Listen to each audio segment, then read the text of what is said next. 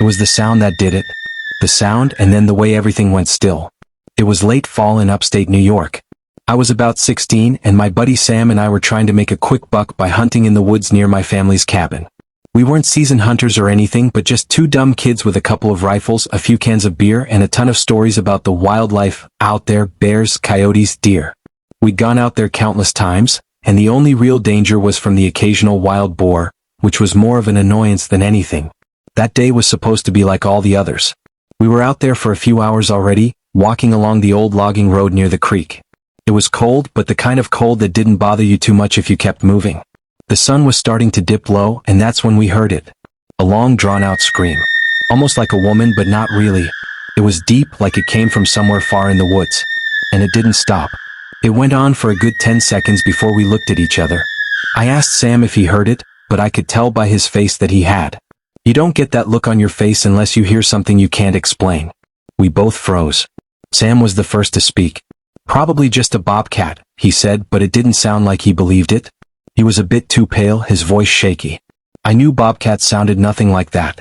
This wasn't any animal I'd ever heard before. It wasn't a coyote either. It was almost human. We stayed quiet for a minute, listening, but nothing else came. The woods were quiet again, like it hadn't happened at all. We should head back, I said, trying to shake it off. Sam agreed. Neither of us wanted to be out there in the dark. The woods can play tricks on you in the dark. We turned to go back, walking along the creek, the path lit only by what little sunlight was left.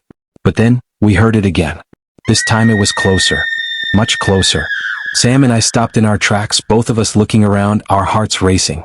The sound came from somewhere off to the left, past the creek. A thick patch of trees where we knew no one ever went. Not even the locals. Everyone had a healthy respect for that part of the woods. People said it was cursed or haunted. I used to laugh it off, but after hearing that scream I wasn't so sure anymore.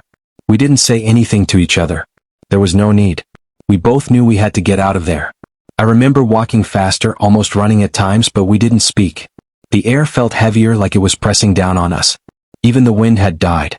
We should have been hearing the usual sounds of birds or the rustling of leaves, but it was dead quiet. We reached the old dirt road that led back to the cabin. At that point we were sprinting.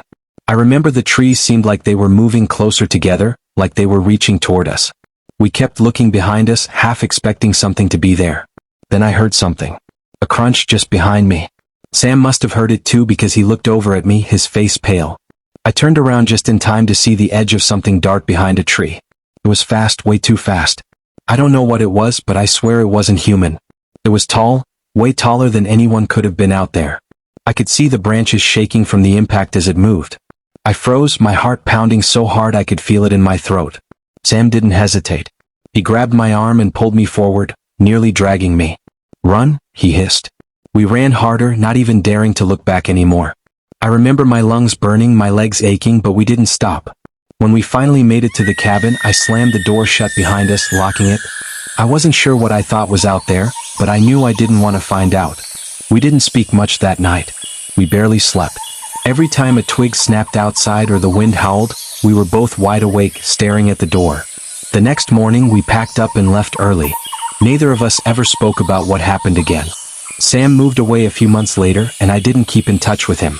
I think we both knew that we'd both seen something we couldn't explain, and maybe it was better to leave it in the past. But every time I hear something strange in the woods now, that scream still haunts me. And I can't shake the feeling that whatever it wasn't finished with us. It's still out there. I won't go back to those woods. Not for anything. I'll never forget the way everything went still. That's what gets me. There's something about the stillness that feels wrong. Like it's waiting for something or someone to make a move. And when that scream echoed through the trees, I knew that it wasn't meant for us. We were just in its way. I wish we hadn't heard it. And now, I think it's still waiting for us.